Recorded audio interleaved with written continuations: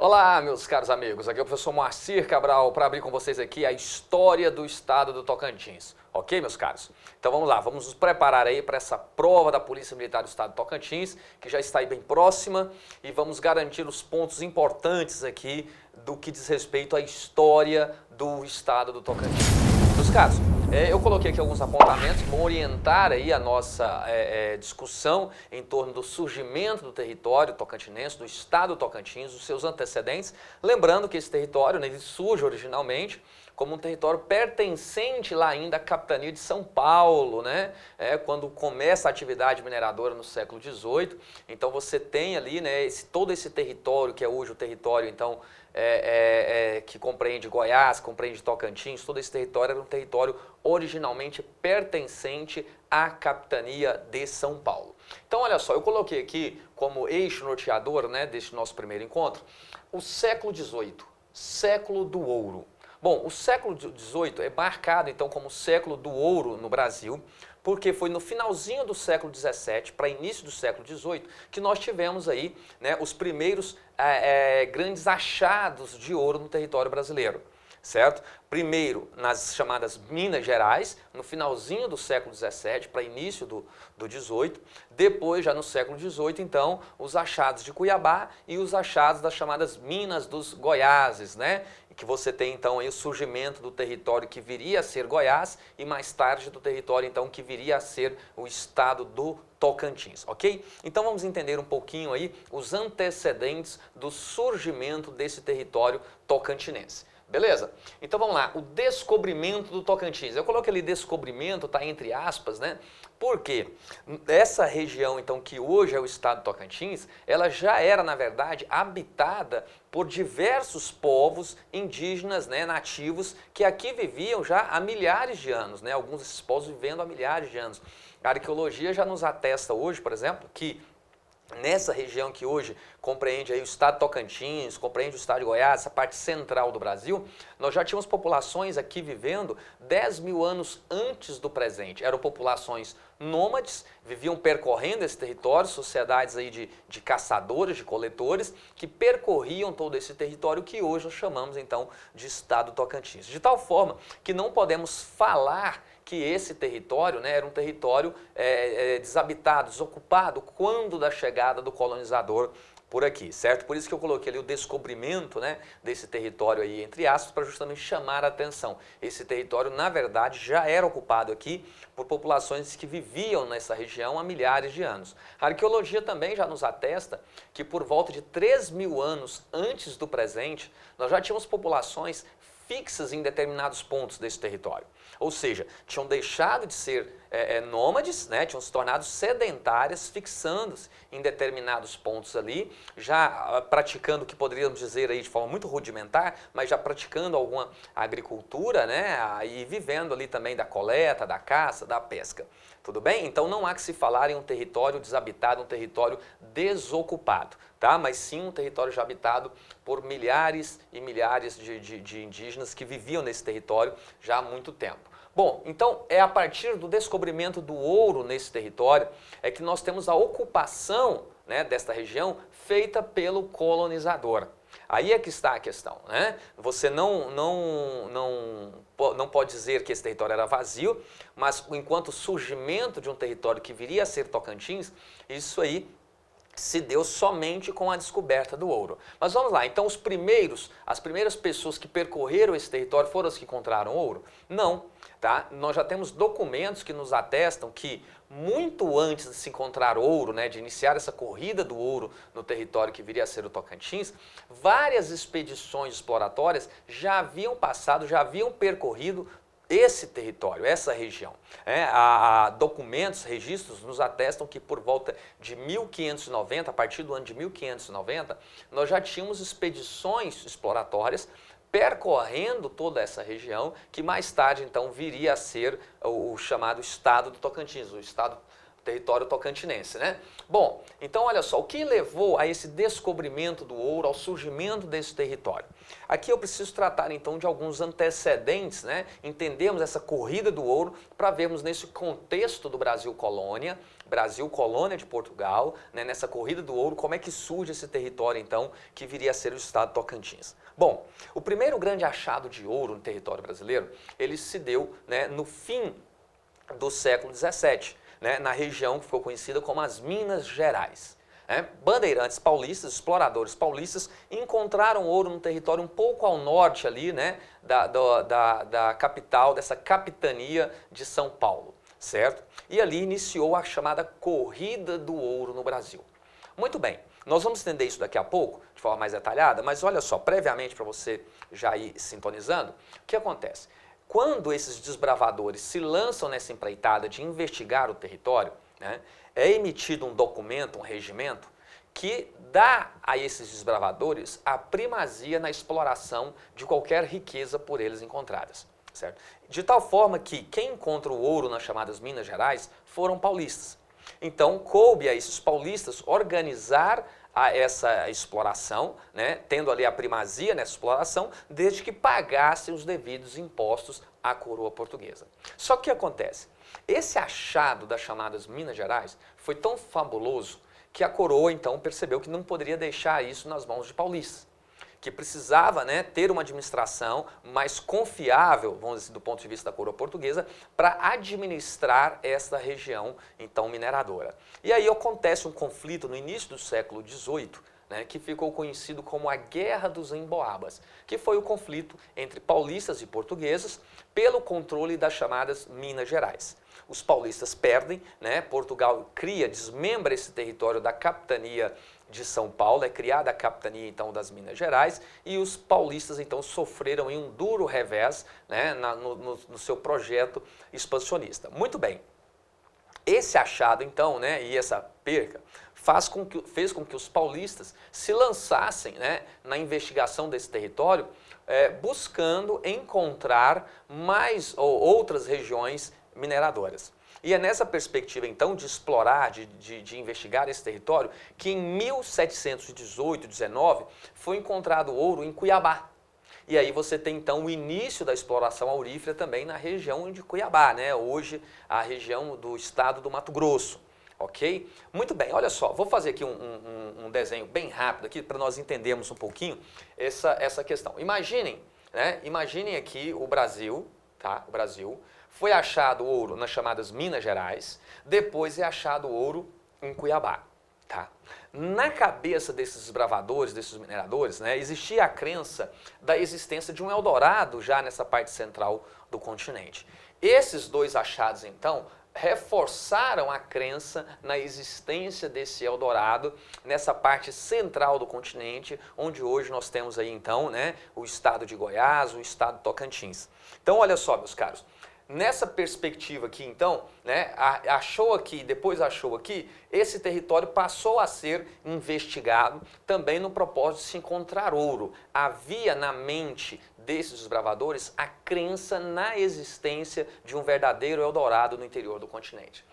Muito bem, esses paulistas que encontram ouro aqui em Cuiabá, né, eles chegaram a Cuiabá vindo pelo norte. Tá? Era uma das formas de se alcançar o interior do continente. Eles vieram então seguindo o leito dos rios amazônicos e alcançaram aqui Alto Cuiabá. Meus caros, havia uma necessidade então de abrir um caminho por terra que ligasse as Minas de Cuiabá a São Paulo. Né? Daí então uma necessidade de se investigar mais esse território e tentar encontrar esse caminho que possibilitasse alcançar as Minas de Cuiabá por terra, partindo aqui de São Paulo, sem precisar ir pelo norte. Então é nesse contexto que é encontrado o ouro no território que viria a ser o estado Tocantins.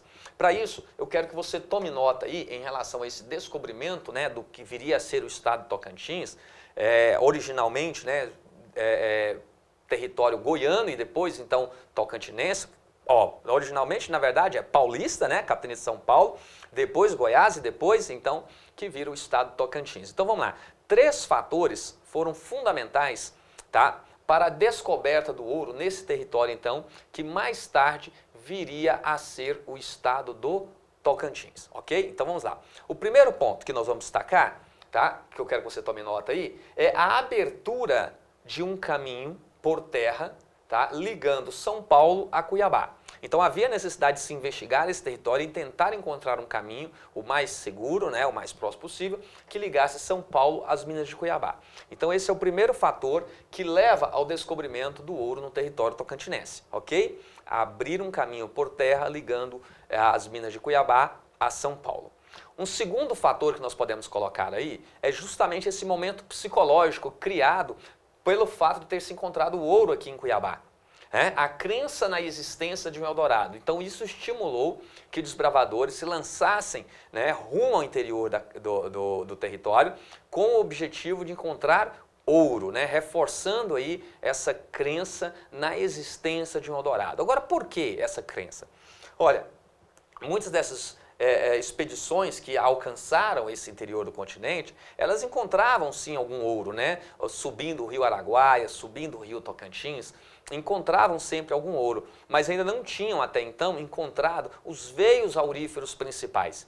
Daí então a crença de que em algum momento eles encontrariam esse que seria um verdadeiro Eldorado, né? O que é um Eldorado? Uma região muito rica em ouro nessa parte central do continente. Então eu quero que você anote aí o segundo fator que leva ao descobrimento do ouro no território tocantinense, que é o momento psicológico. Que momento psicológico é esse? A crença na existência de um Eldorado no interior do continente, tá? Então isso é o que nós chamamos de momento psicológico, é a crença na existência desse verdadeiro Eldorado aí no interior do continente, beleza? Muito bem, e o terceiro ponto que eu quero que vocês destaquem aí, né? Que é o chamado momento político. Né? O que foi esse momento político?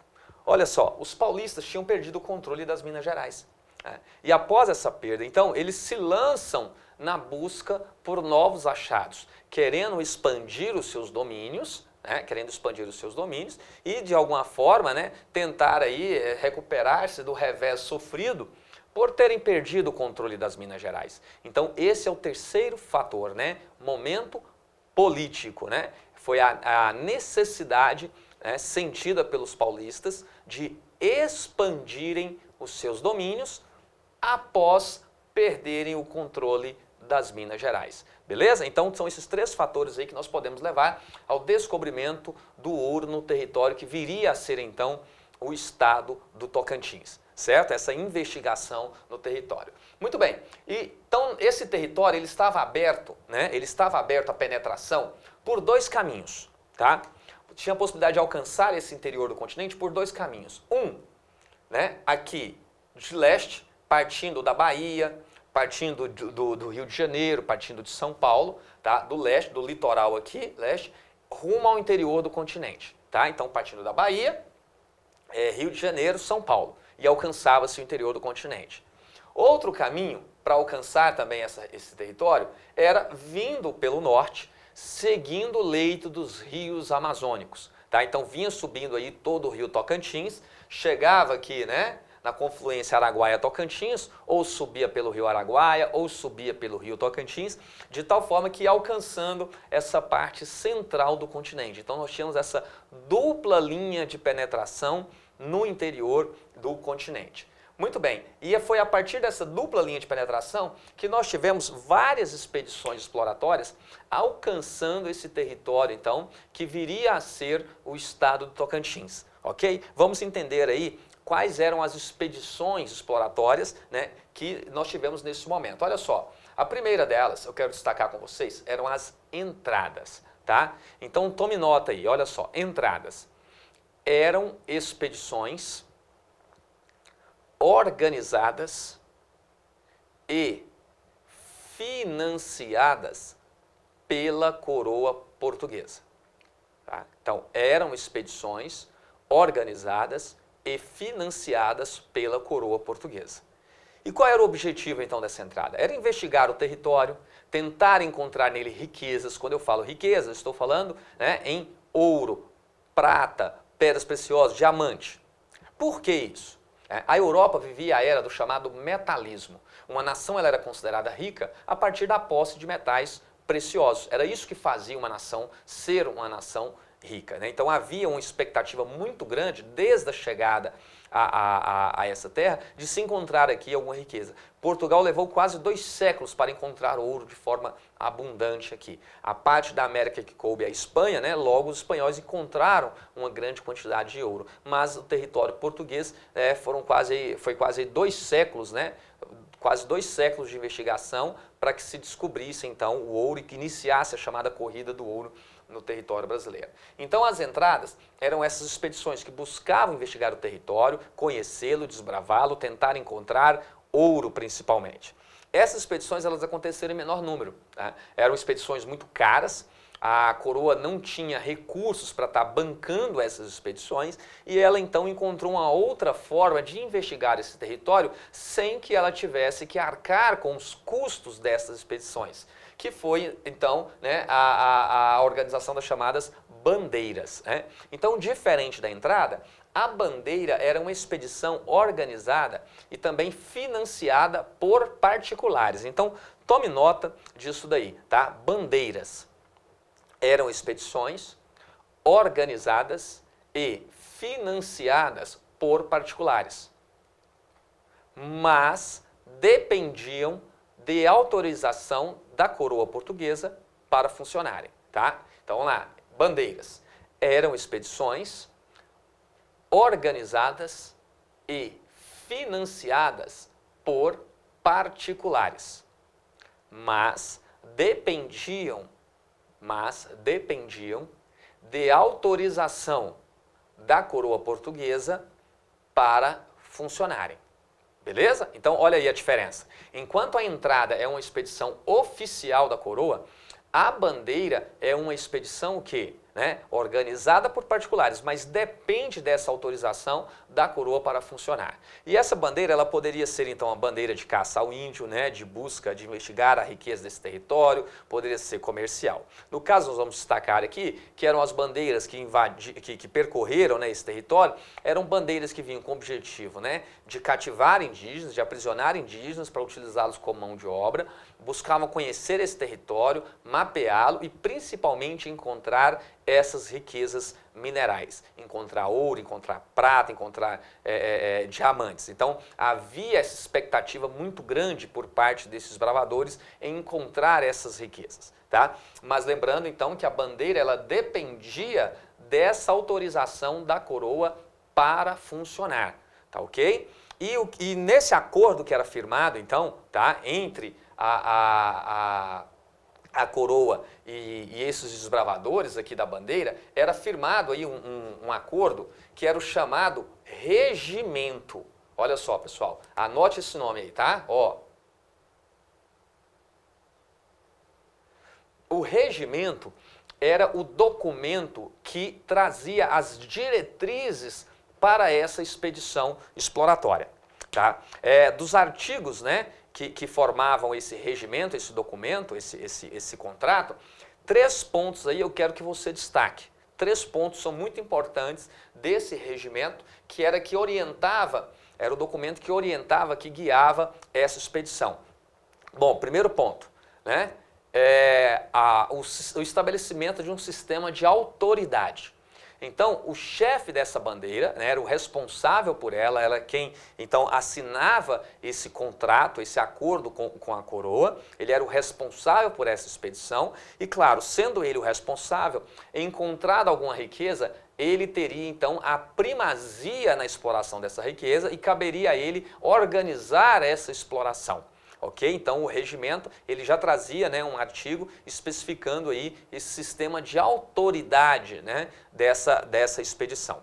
Um outro ponto importante do regimento, que eu quero que você destaque aí também, era uma política de paz e respeito com os índios. Bom, por que uma política de paz e respeito com os índios? Olha só, quando o colonizador chega à América, né, os europeus, portugueses, espanhóis chegam à América, foi um choque muito grande. Por que um choque? Olha só, se depararam aqui com a população que, na visão desse europeu, né, eram povos selvagens, bárbaros, né, aborígenes. E então surge um debate se esse nativo, se esse indígena, ele era um ser dotado de alma, se ele era humano, se ele era gente, né? E vence então a teoria de que sim, há um debate intenso nisso, né, envolvendo a coroa, envolvendo a igreja, e chega-se à conclusão de que sim, esse nativo da América, ele é um ser dotado de alma. Só que a alma dele seria como se fosse uma folha em branco, onde deveria ser ali, né, inscrito o evangelho, e uma vez catequizado, uma vez convertido à fé cristã, católica, esse indígena poderia conquistar a salvação, tal qual o cristão europeu. Daí então, a criação, né, da Companhia de Jesus, né, os padres jesuítas aí no contexto, né, da contra-reforma da Igreja Católica, né, que busca então reforçar as bases da Igreja e expandir aí o Evangelho a todos os povos, a toda a terra. É criada então a Companhia de Jesus e os padres jesuítas vêm para a América com o propósito então de catequizar esses indígenas, de catequizá-los, de fazê-los cristãos, né, convertê-los então à fé cristã, à fé católica.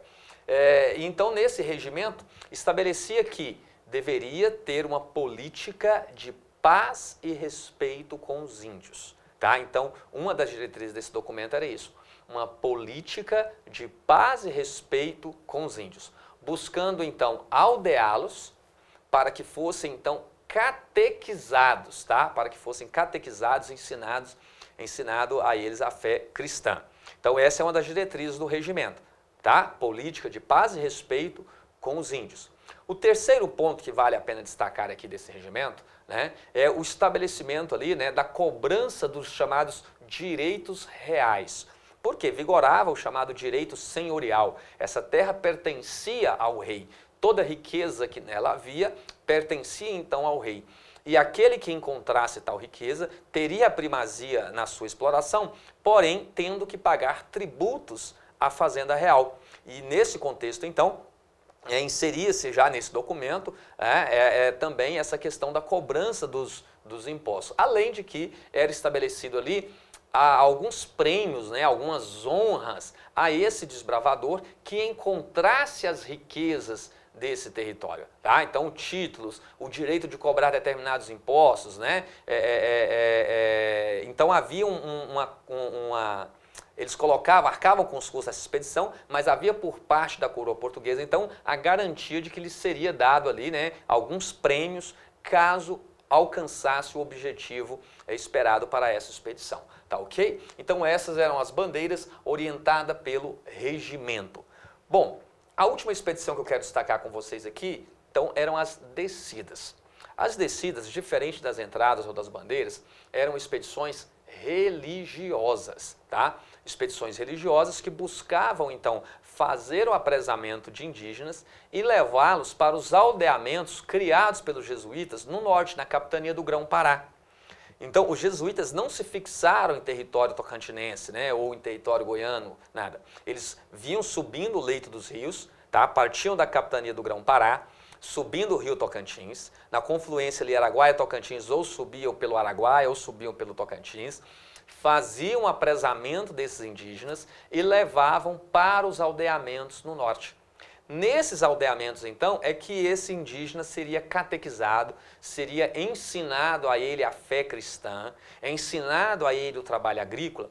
E um outro ponto importante, os jesuítas buscavam também, né, extrair dessa população todo o conhecimento que eles tinham a respeito das chamadas drogas do sertão. Tá? Não esqueça esse nome, drogas do sertão. O que são essas drogas do sertão? É todo o conhecimento que essa população nativa tinha, né, da flora, de forma especial, naquilo que eles utilizavam, né, na sua culinária, nos seus rituais religiosos, no tratamento das enfermidades. Então, os jesuítas buscavam extrair todo o conhecimento, todo o saber desses povos, então, da floresta, né, o conhecimento aí das chamadas drogas do sertão. Então, coube aos jesuítas organizar. E por que essa expedição, então, recebe o nome de descida? Como eu falei para você, essas expedições eram organizadas a partir da capitania do Grão-Pará, então partindo aqui do norte. Eles subiam o leito dos rios, certo? Subiam o leito dos rios, faziam o apresamento desses indígenas e desciam com eles para os aldeamentos aqui no norte, ó. desciam com esses indígenas para os aldeamentos do norte, onde então eles seriam catequizados. Os jesuítas não se fixaram em território tocantinense, tá? Eles não se fixaram, eles passavam pelo território, fazendo o apresamento desses indígenas e reunindo-os nos aldeamentos do norte. Muito bem. Até criou-se aí, né, depois um grande problema, por quê? Os jesuítas assumiram uma defesa muito intransigente do indígena, do nativo. E uma vez reunidos nesses aldeamentos, acabavam ficando vulneráveis aos ataques dos bandeirantes que buscavam utilizar esses indígenas como mão de obra. Apesar de ser uma mão de obra escrava, mas o nome dado a esse indígena não era o escravo, ele era um administrado. Por quê? Olha só, dentro daquela perspectiva que eu falei para vocês, uma perspectiva cristã, você não pode escravizar alguém que é o quê? Que é a imagem e semelhança de Deus, né? Chegou-se à conclusão de que esse indígena, ele era um ser o quê? Dotado de alma. Então ele era humano, ele era gente.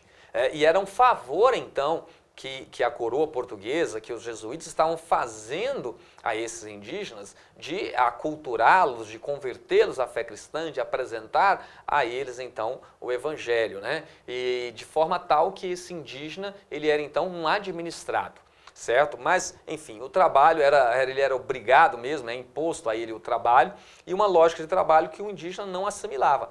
De tal forma que muitos desses grupos, né, indígenas preferiam morrer ou fugir a ter que se submeterem a essa lógica de trabalho imposta pelo colonizador, imposta pelos portugueses. Na cabeça do indígena, do nativo, não faz sentido essa lógica da acumulação. Por quê? Está tudo ali na natureza, o que ele precisa está tudo ali.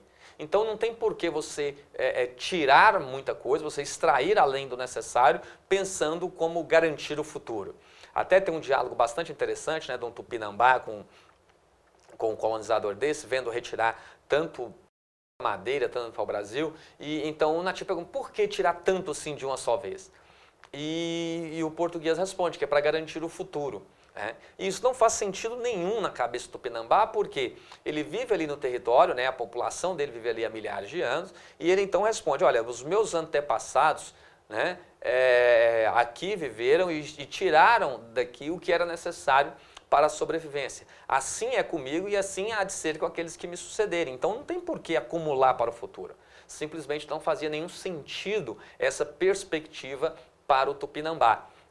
E daí então a necessidade de aculturá-lo, né? De convertê-lo à fé cristã católica para que ele pudesse contribuir com os interesses do rei, da coroa portuguesa nesse território. Que é um fato muito, muito curioso, olha só.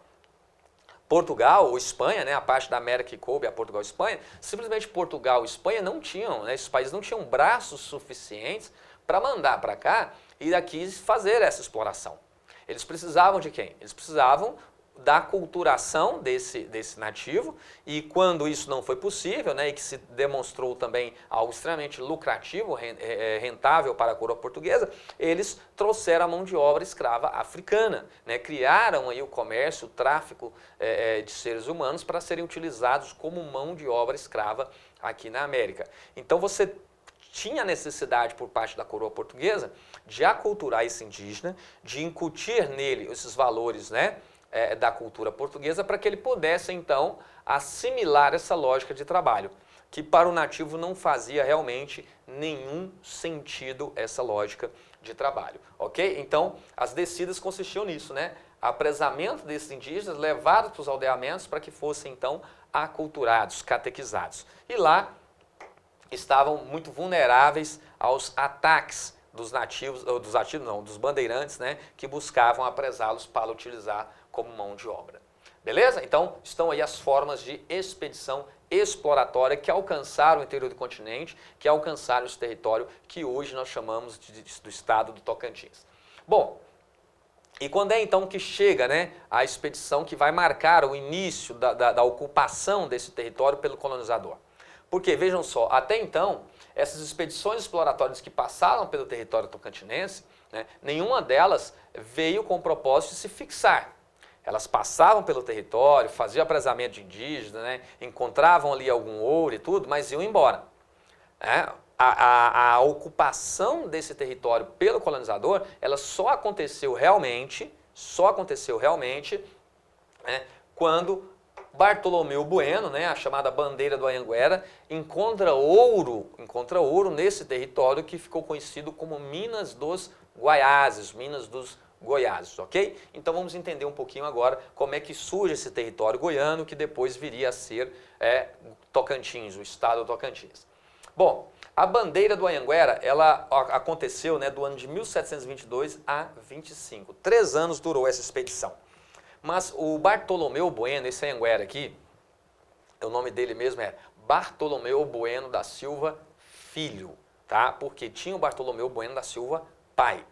Esse é o segundo, conhecido como segundo Anhanguera, né? O pai dele também tinha esse nome de Anhanguera, que seria então o Diabo Velho, em razão de um ardil muito comum, né, praticado por esses bandeirantes, por esses bravadores, para intimidar os nativos, os indígenas, que consistia em colocar ali, né, o álcool na bateia e atear fogo.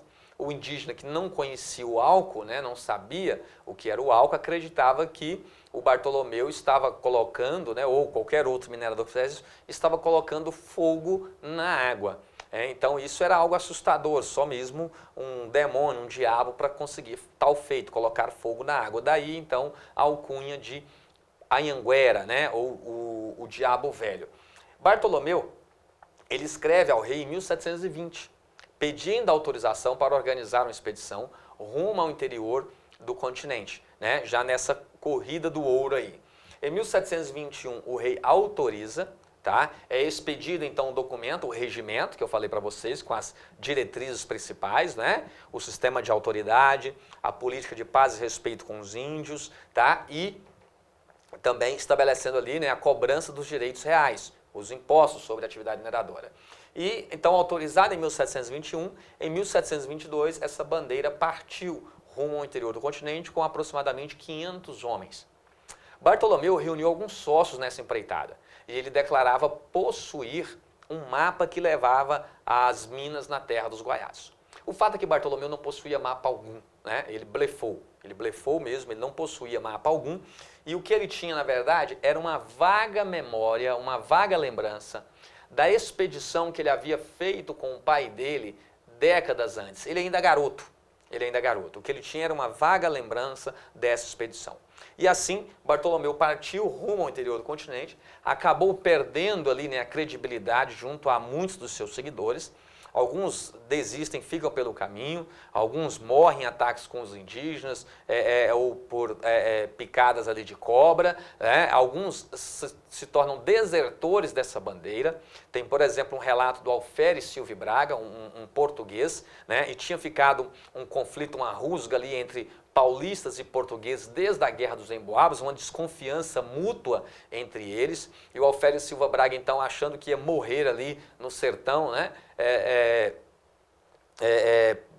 em ataques com índios, de fome, alguma coisa assim, quando ele chega ao Alto Tocantins, né, ao rio Maranhão, ele, mais um outro companheiro, construiu uma jangada, desceu todo o rio Tocantins até Belém, e de lá tomaram um navio de volta para São Paulo. Bom, o fato é que após 3 anos vagando por esse sertão, Bartolomeu Bueno da Silva reconheceu ter chegado ao local em que ele havia estado com o pai dele décadas antes e ali encontrou ouro, muito ouro, tá? Nas cabeceiras do chamado Rio Vermelho, tá? Território goiano, as cabeceiras do Rio Vermelho. E ali encontra ouro. Retorna a São Paulo, dando notícias desse achado, ao governador paulista. E como havia sido firmado no documento, no regimento, Bartolomeu como chefe da bandeira, ele retorna ao território em 1727, já na função de superintendente de Minas, para justamente organizar essa exploração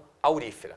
Então esses são os primeiros achados, né? A primeira fase do achado do ouro, nessa parte central, né, que viria a ser Goiás e depois que viria a ser Tocantins, e que tem início aí a sua exploração aurífera no ano de 1727, tá? Que é quando o Bartolomeu, então, retorna a esse território e fundou o primeiro núcleo de povoamento, que é o Arraial de Santana, tá? O Arraial de Santana, que é hoje a cidade de Goiás, tá? Cidade de Goiás, que foi por quase 2 séculos a capital do estado de Goiás, né? A cidade de Goiás. Muito bem, então ele funda o Arraial nessa que ficou conhecida como a primeira fase, né, da investigação desse território e que leva então posteriormente ao surgimento do território tocantinense, ok? Muito bem, então inicia-se uma verdadeira corrida do ouro nesse território, tá? Uma verdadeira corrida do ouro. Você tem então os arraiais do norte, que surge aí no que nós chamamos então de segunda fase dessa descoberta. Quando é que se dá essa segunda fase? Essa segunda fase ela se dá a partir do ano de 1734, quando foi encontrado o ouro em Natividade, tá? O primeiro então arraial fundado no norte. O que era o arraial? O arraial era uma aglomeração que se formava então em torno dessas regiões mineradoras, tá? Então recebia o nome aí de arraial. Então o primeiro arraial fundado no norte, em 1734, é o Arraial de Natividade, certo? Mas vale dizer que esse território, já um pouco antes, ele já era percorrido, né, por outros bravadores, vindo ali do norte, vindo do Pará, vindo do Maranhão, né? Você já tinha incursões nesse território. Mas lembrando que originalmente esse território pertencia à capitania de São Paulo, né? E durante aqui muito tempo houve um conflito entre paulistas e os maranhenses e o governo do norte, do Pará, do Maranhão, pelo controle dessa região mineradora, tá? Naqueles arraiais conhecidos então como os arraiais do norte, esse norte em relação ao território goiano até então. Então você tem na segunda fase, né, o achado aqui de Natividade e logo a seguir então, quando se encontrava ouro numa região, iniciava, como eu falei, a corrida do ouro. Então muitos bravadores iam para essa região investigar, tentar encontrar ali riqueza. E aí onde se encontrava ouro, fundava-se um arraial. Né? Então, após esse achado de Natividade, logo a seguir, ó, quantidade de localidade, Almas, Traíra, São José do Tocantins, São Félix, Porto Real, então uma infinidade de localidades surgem a partir desse achado de Natividade. É a verdadeira corrida do ouro. Onde se encontra ouro, funda-se ali rapidamente um arraial. Né? Se a quantidade de ouro ela era significativa, então, alguns desses arraiais prosperaram e são cidades que nós temos aí hoje no território tocantinense, certo? Outras localidades em que o ouro se esgotava rapidamente, destruía-se tudo e partia-se para outras regiões. E aí, em 1740, foi fundado o Arraial de Arraias, né? O Arraial de Arraias e logo a seguir vem Cavalcante, Santa Luzia, Carmo, Taboca, várias outras localidades. Então, onde se encontra ouro, né, vem uma multidão de pessoas com um propósito, com o objetivo de ali explorar esse ouro, extrair esse ouro, ficar rico e ir embora. Né? Essa é a mentalidade desse desbravador. Ele se embrenha no sertão, ele passa por grande dificuldade, por grande privação, mas tudo pelo desejo de ficar rico, encontrar ouro, ficar rico e ir embora, né? E partir desse território. Então isso fazia com que essa população que corria para essas regiões mineradoras fosse uma população que apresentasse aí uma grande mobilidade. Então tinha ouro aqui, a situação estava boa, eles ficavam, logo que a produção decaía, declinava, partia-se para outras regiões. Essa sociedade então ela é marcada pela instabilidade, esse é um ponto importante, tá? É marcada pela instabilidade. O desejo maior desses bravadores é o quê? É encontrar ouro, é ficar rico e ir embora do território, ou de repente ir até embora do Brasil, né? Para aqueles que eram os portugueses que vinham para essa região, ir embora do Brasil, voltar para Portugal, mas voltar numa outra condição, voltar rico para Portugal. Né? E aí você tinha devido a essa flutuação da população, uma grande dificuldade em estabelecer o número correto de pessoas que vieram para essa região nos primeiros anos. Havia uma dificuldade muito grande por parte das autoridades em controlar essas regiões mineradoras, principalmente esses arraiais do norte. O aparato, né, burocrático, de fiscalização, de segurança da coroa portuguesa, ele era mínimo. De forma tal que essa região mesmo do norte, a Arraiais do Norte, foi uma região de disputa durante muito tempo, né, entre São Paulo e Maranhão, Pará, pelo controle, de forma tal que os mineradores que trabalhavam nessa região, que exploravam ouro nessa região, em determinados momentos eles não sabiam a que autoridade eles deveriam responder. Disso, então, tem até um certo sentimento de rejeição a essa autoridade, né? O que demonstra, o que caracteriza aí os conflitos do começo. É uma sociedade marcada pela violência, tá? E essa violência, ela era até mesmo contra aquilo que representava uma autoridade real no território. Então, desses mineradores se levantarem violentamente contra aquilo que representava alguma autoridade, fosse da capitania de São Paulo, fosse da capitania do Pará, ou que fosse representando a coroa portuguesa mesmo, né? Havia um tratamento de forma muito hostil, muito violenta, até por parte desses mineradores. Nós podemos registrar, por exemplo, vamos discutir isso daqui a pouco, no próximo bloco, quando falarmos aqui da exploração aurífera, mas houve uma revolta de mineradores dos Arraiais do Norte, quando da cobrança do imposto, né, estabelecer uma alíquota mais alta, né, mais cara, para os mineradores do norte do que em relação ao sul. Né? E isso causou uma grande revolta, eles se rebelaram e a capitania de São Paulo então teve que retroceder na sua decisão, a coroa portuguesa teve que retroceder e estabelecer aí, né, um valor igual para todos os mineradores. Então a população realmente agia de forma muito violenta e se levantavam contra aquilo que não lhes era de agrado. Tá? E então é nesse contexto, né, de violência, de uma população que oscila muito, né, uma população que está sempre migrando, está sempre indo de um ponto para outro, onde se encontra ouro, é que surge a ocupação do território que bem mais tarde viria a ser o estado do Tocantins. Ok? Beleza? Então, no próximo bloco, nós vamos discutir aqui como é que se desenvolveu essa atividade mineradora, tá? Quais eram, né, as formas de exploração desse ouro, a tributação, como é que se organiza essa sociedade. Beleza? Te vejo no próximo bloco.